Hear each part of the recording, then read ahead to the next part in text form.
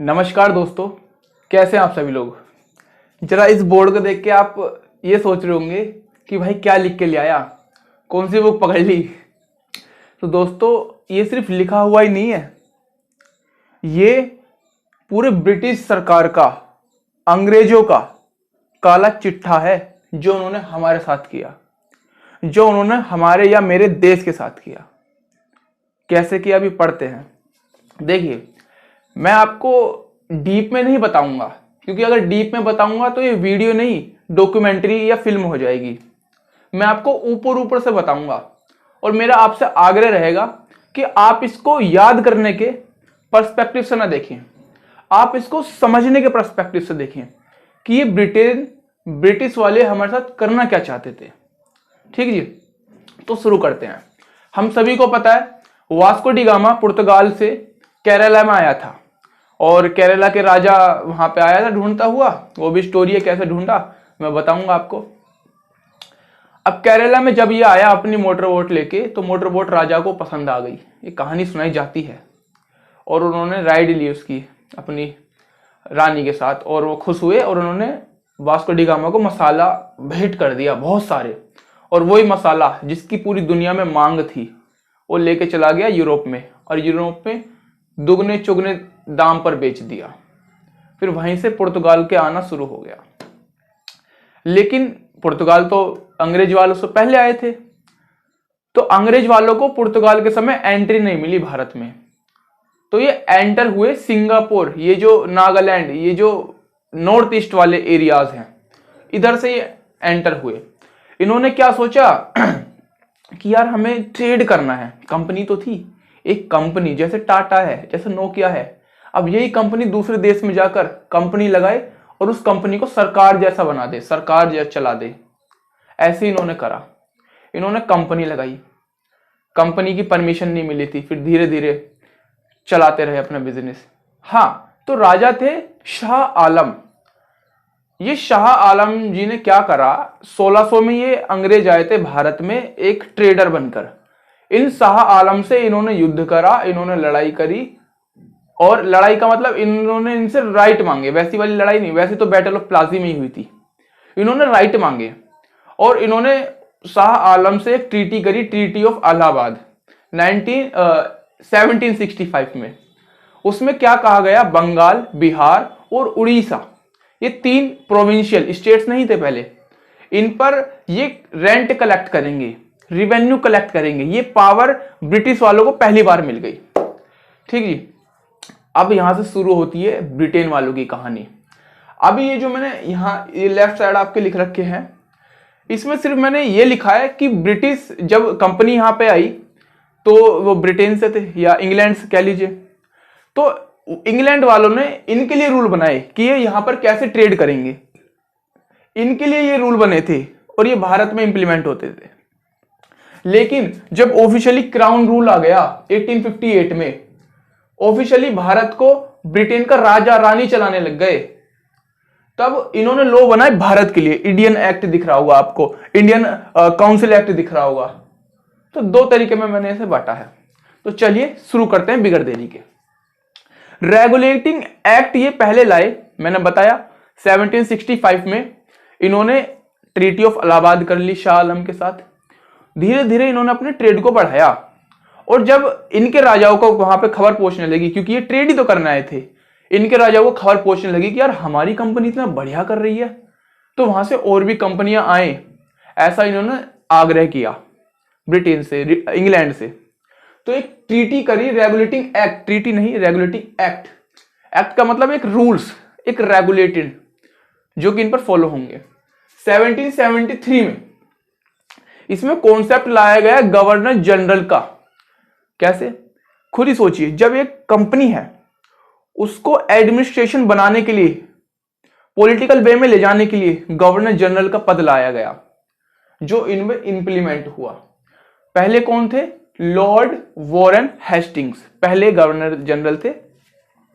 अब इन्होंने 1773 में ही हमारे यहाँ लॉ सुप्रीम कोर्ट की स्थापना भी हुई थी, या कह लीजिए सुप्रीम कोर्ट का एक तरीके से सिस्टम चला था प्रचलन में, क्योंकि ब्रिटेन में वो पहले से ही था। कलकत्ता में पहली सुप्रीम कोर्ट बनाई थी। लेकिन दोस्तों इस सिस्टम को लाने के बाद इसमें फेलियर आ गया। अगर फेलियर नहीं आता यही चलता रहता, फेलियर आया, इसमें इतने सारे अमेंडमेंट हुए। फेलियर क्या आया? अब ये ब्रिटेन वाली कंपनी, यहां पर मैं ब्रिटेन बार बार कह रहा हूं, आप समझ लीजिए इंग्लैंड जो भी था, अंग्रेज कह देता हूं, ठीक। अंग्रेज वाली कंपनी यहां पर कमाने के लिए आई थी। अब जो यहां कमाने के लिए आई थी तो करप्शन उनके लिए आम बात होगी, करप्शन करेंगे दबा के, है ना जी। तो यहां पर इतना करप्शन किया, या कह लीजिए इस तरीके से रूल्स फॉलो नहीं हुए, ये फेलियर हो गया। और जब फेलियर हो गया तो इस लॉ को हटाना पड़ा, अमेंड करना पड़ा, ताकि और अच्छे से rules and regulations east India company पे हो, या ईस्ट इंडिया कंपनी देश में लाए, ठीक जी। तो 3, 7 और 8 साल बाद, मतलब 1773 से 8 साल बाद एक और अमेंडमेंट कर दिया। उसमें क्या कहा गया कि जो गवर्नर जनरल है वो रेवेन्यू को भी देखेंगे और उसका कलेक्शन करेंगे। मतलब अभी तो करप्शन हो रहा था 1773, 8 साल बाद कहा छोड़ो करप्शन, गवर्नर जनरल ही टैक्स कलेक्ट करेगा जो ईस्ट इंडिया कंपनी का होगा भारत में। वाह भाई वाह। अब इस पे क्या होता था, इसी एक्ट में कहा गया कि गवर्नर जनरल पर कोई भी जजमेंट नहीं आएगी। जजमेंट मतलब इसने कुछ गुनाह भी कर दिया हो ना, इस पे कोई सजा नहीं सुना सकता। अब देखिए ये अत्याचार नहीं है तो क्या है। भले ही हमारे यहां गवर्नर का होता है, लेकिन गवर्नर हमारा नॉमिनेटेड होता है, या कह लीजिए वो इनडायरेक्टली इलेक्टेड होता है हमारे एमएलए, हमारे एमपीज के द्वारा। प्रेसिडेंट पे भी कोई सजा हमारे यहां लागू नहीं होती, लेकिन वो इनडायरेक्टली इलेक्टेड तो होते हैं all the MLAs and MPs के द्वारा। लेकिन यहां कहां से इलेक्शन आया भाई, जब इलेक्शन ही नहीं, इन पे कोई भी जजमेंट नहीं आ रहा है। ठीक जी, ज्यादा डीप नहीं जाऊंगा, फटाक से मैं आपको इसका कष्ट समझाने की कोशिश करूंगा। इसी साल में 1781 में इन्होंने सोचा कि यार अगर हमारी कंपनी सिर्फ ऊपर ऊपर से शासन करेगी, कलेक्ट करेगी जो टैक्स, तो हम इनकी जड़ों में नहीं जा पाएंगे। इन्होंने जड़ों में जाने के लिए एक आजादी दी हम इंडियंस को कि आप अपने पर्सनल लॉ फॉलो कर सकते हैं। पर्सनल लॉ का मतलब मुस्लिम का अलग लॉ है शरिया, हिंदूज का पर्सनल लॉ फॉलो कर सकते हैं। जो 30 त्योहार होते हैं उसको 1781 में ही कहा गया। अब क्या हुआ दोस्तों, किसी भी देश, कोई अगर देश किसी और पर शासन कर रहा है, तो अगर उसके देश के पॉलिटिकल सिस्टम में कुछ गड़बड़ी है, कुछ रिफॉर्म आता है ना, तो जिस पर वो राज कर रहा है उसमें भी कुछ ना कुछ रिफॉर्म जरूर आता है, फर्क पड़ता है। तो ब्रिटेन में एक नए पीएम आए, जब से डेमोक्रेसी चल रही थी इनके यहाँ, पीएम। और जब ये पीएम आए, कब आए, 1784, 3 साल बाद ही पीएम आ गए। ये सिस्टम आया ही था। पीएम कौन थे? William Pitt's young. इसको पिट्स एक्ट कहा जाता है। इन्होंने पीएम बनते ही ये एक्ट लाया।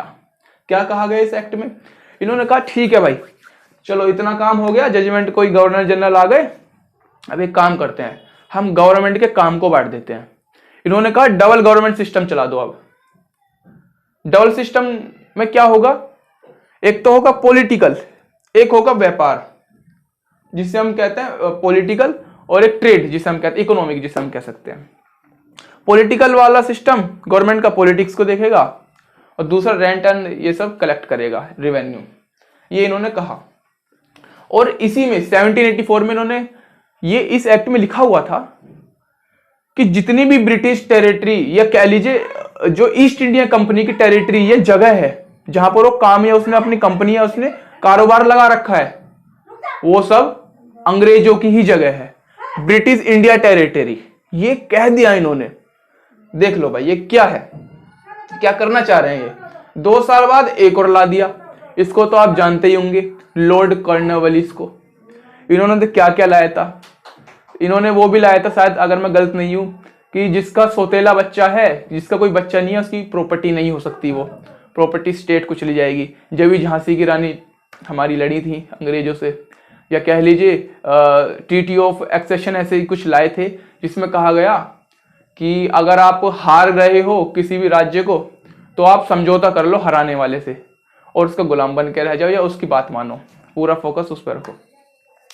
अब ये लॉर्ड कॉर्नवालिस आ गए 2 साल बाद, 84 से 2 साल बाद 2 साल ये सब चला। इन्होंने देखो क्या करा काम। लॉर्ड कॉर्नवालिस को तो हम जानते हैं इन्होंने क्या करा था, इन्हीं की वजह से आगे जाके 1857 का रिवोल्ट वगैरह भी और प्रदर्शित हुआ था। इन्होंने कहा कि बंगाल का गवर्नर जनरल होना चाहिए। देखो अभी ईस्ट इंडिया कंपनी में गवर्नर जनरल की बात चल रही थी, अब ये बंगाल की बात कर रहे हैं, क्योंकि हमें पता है बंगाल को पहले भारत राजधानी थी कलकत्ता भारत की, और बंगाल को भारत का दिल माना जाता था। सबसे पहले ईस्ट इंडिया कंपनी बंगाल में आई थी, वहीं पे तो पहले अपना कब्जा जमाएंगे। वहां का गवर्नर जनरल इन्होंने बना दिया, और जब गवर्नर जनरल बना दिया उसकी वीटो की पावर की मांग करने लग गए। उसे कहा गया कमांडर इन चीफ बना दो वहां की सेना का। गवर्नर जनरल बनाते ही ये सारी मांगे करने लग गए ये। चलो भाई ठीक है, इस ट्रीटी में ये हो गया।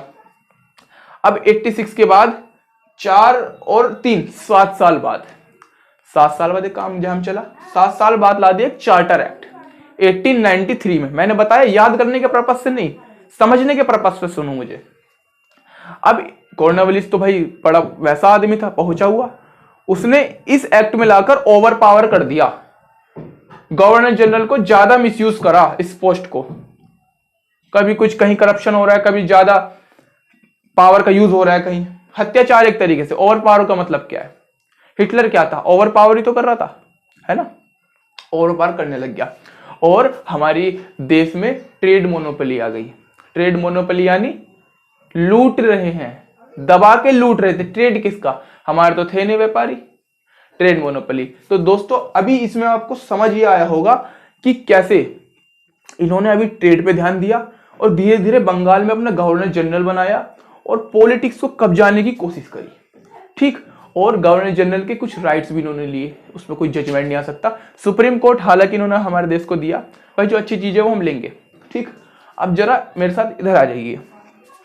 जब इतना हो गया, ये 3 हिस्सों में बांट रखा है मैंने।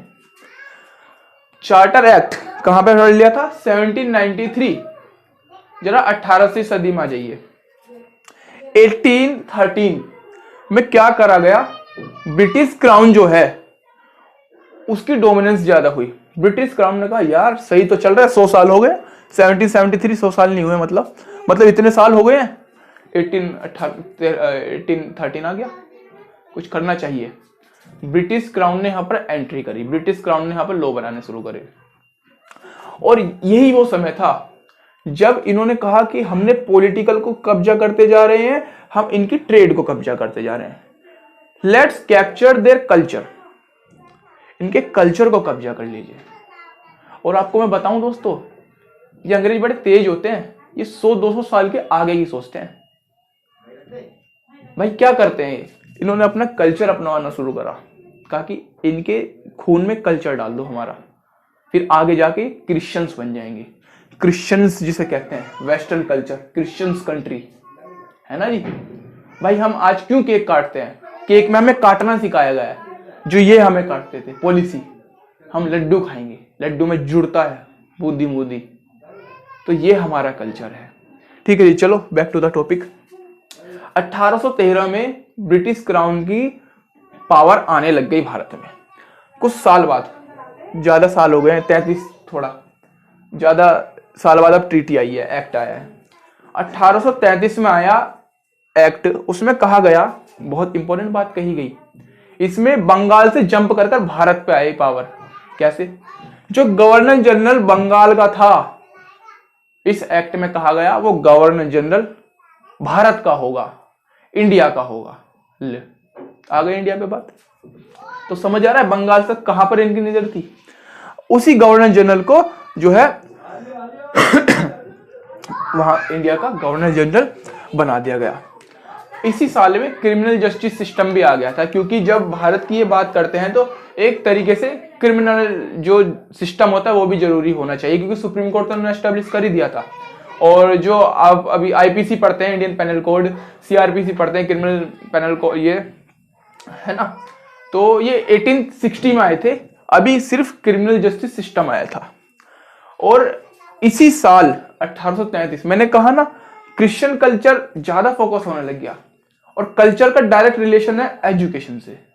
हमारे देश पे सबसे सौभाग्य वाला हमारे गुरुकुल थे, पितृदेवो भव, मातृदेवो भव, इतने अच्छे संस्कार थे, वो हमारी एजुकेशन से ही जुड़े हुए थे, वही हमारा कल्चर था। अब इन्होंने एजुकेशन को ही बदलना चाहा। और मैंने कुछ वीडियोस भी देखी है यूट्यूब पर, उसमें कहा जाता है जब मकेले ने 1833 में हमारी एजुकेशन पॉलिसी लाई तो अपने पिताजी को चिट्ठी लिखी थी। मैंने सुना, वीडियो देखी है, शायद आपने भी देखी हो।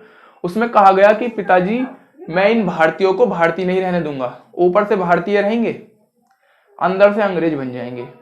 क्या आप मुझे बता सकते हैं आप अंग्रेज हैं या भारतीय? ठीक है,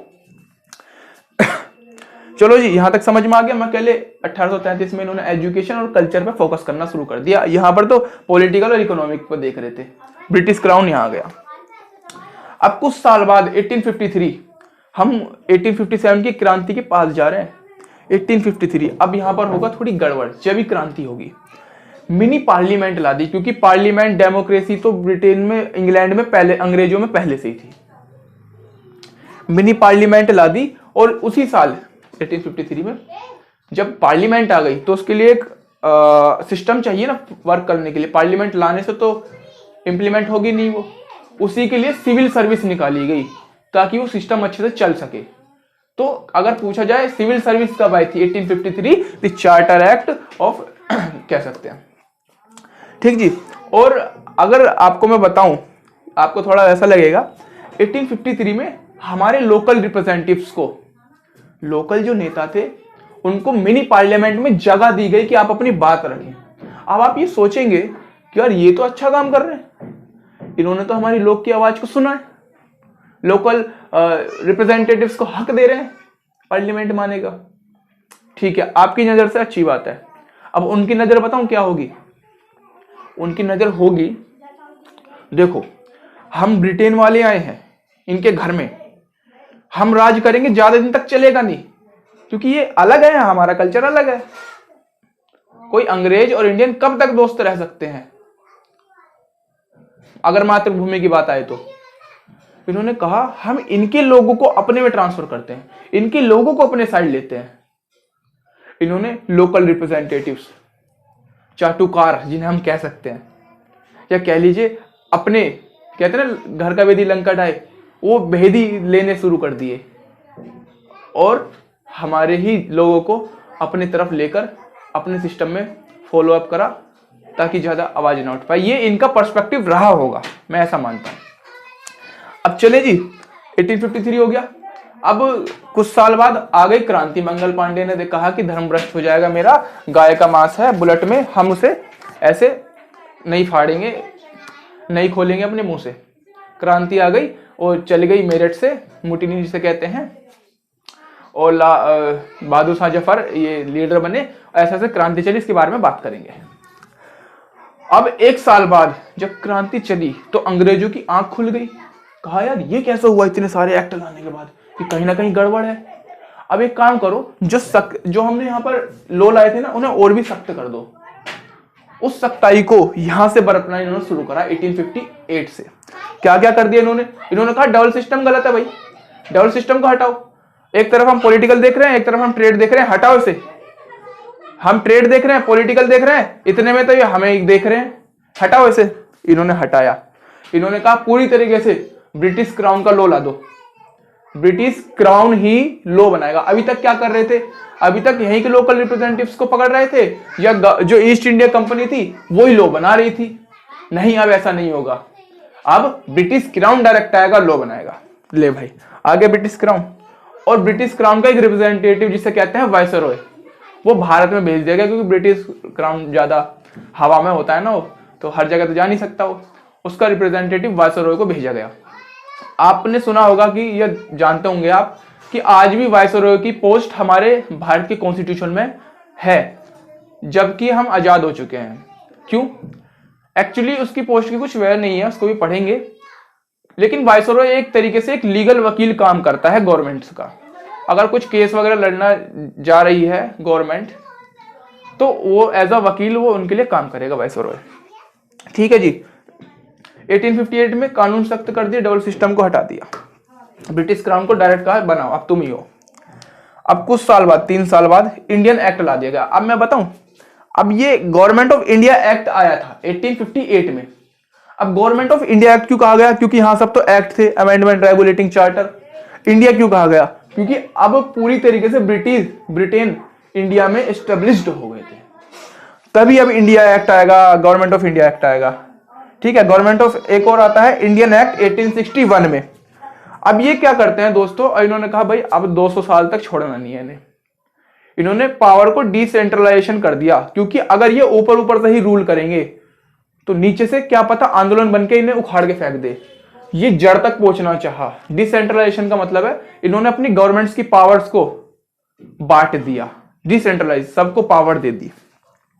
पोर्टफोलियो जिसे कहा भी जाता है, पोर्टफोलियो जो है लाया गया था 1859 में। पोर्टफोलियो का मतलब होता है कि सभी को जो है वोट करने का अधिकार हो, ये सभी को जो है इलेक्शंस तो होते नहीं थे, लेकिन एक तरीके से जो मेंबर्स होते थे पार्लियामेंट में, मेंबर्स बैठते थे ना, वो चुने जाते थे और वो उन्हें वही चुनता था जिसके पास प्रॉपर्टी और जो टैक्स दे रहा हो, जो एजुकेटेड हो, वही इन्हें वोट देता था।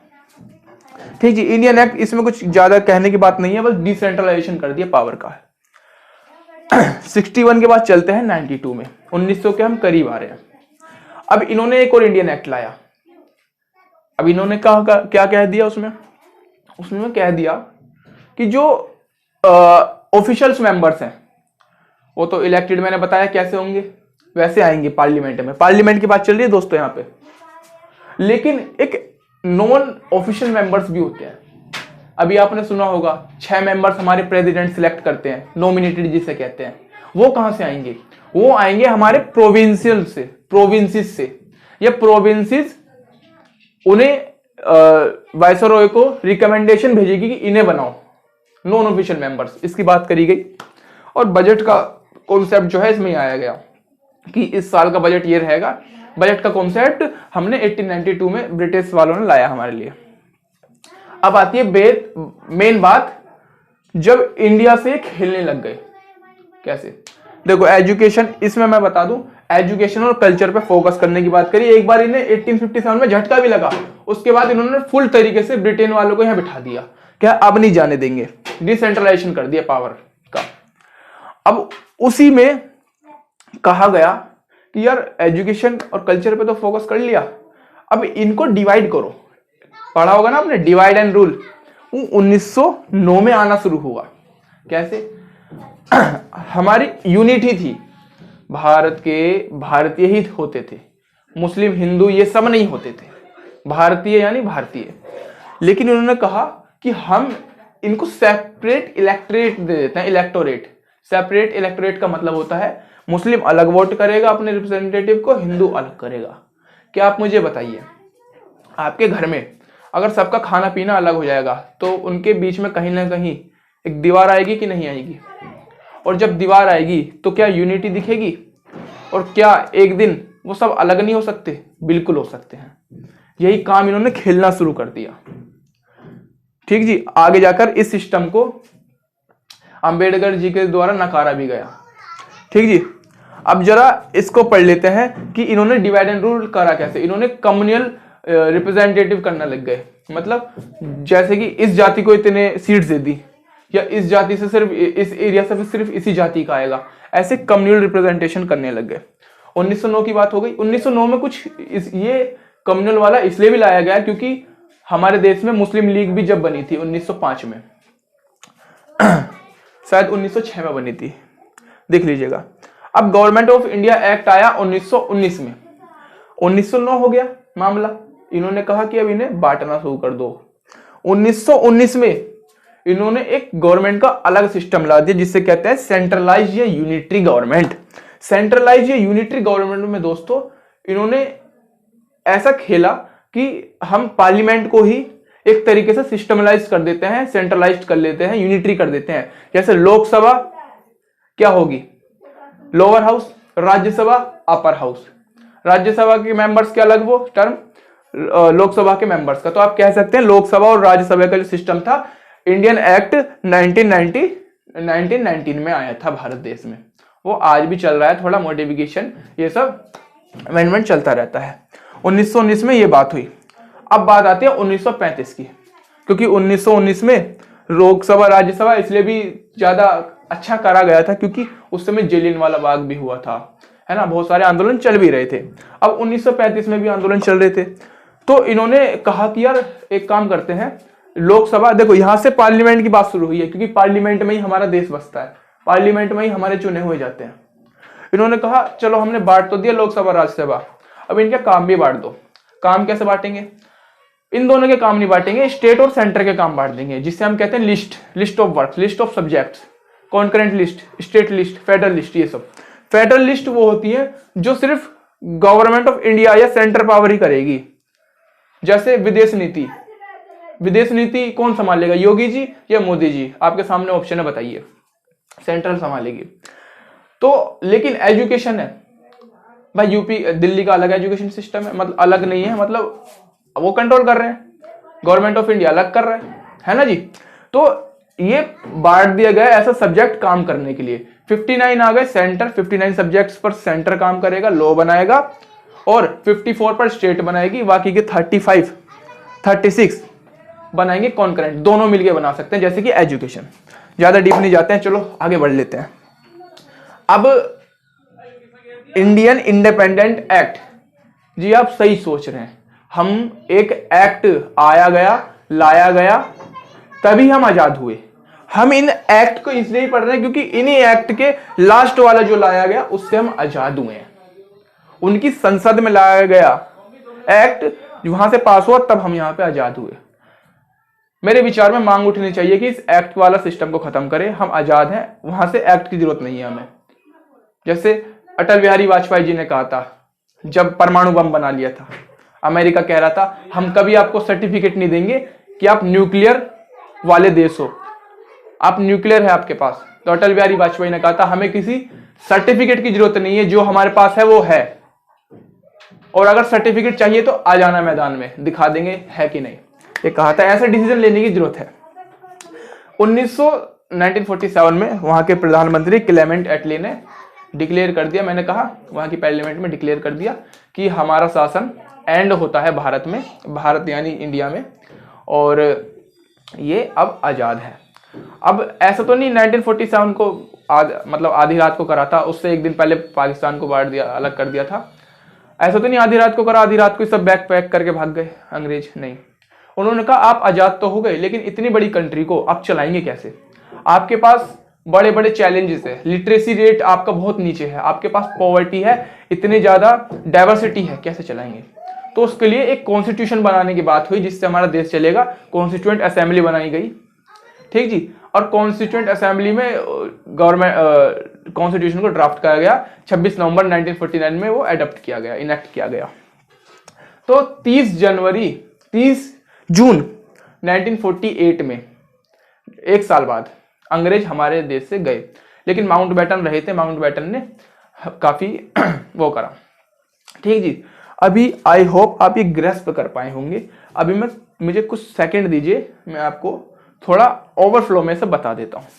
हमने देखा कि कैसे अंग्रेज को रास्ता नहीं मिला, पुर्तगालों के थ्रू ये नॉर्थ ईस्ट से भारत में आए, एक कंपनी लगाई, फिर इलाहाबाद की ट्रीटी साइन करी, और वहां से धीरे धीरे अपने पॉलिटिकल वे में पावर बढ़ाने लग गए। पहले बंगाल का गवर्नर जनरल बनाया, उसके बाद उसी गवर्नर जनरल को कहा गया कि भारत का एक गवर्नर जनरल हो गया, ट्रीटी में कोई एक्ट था।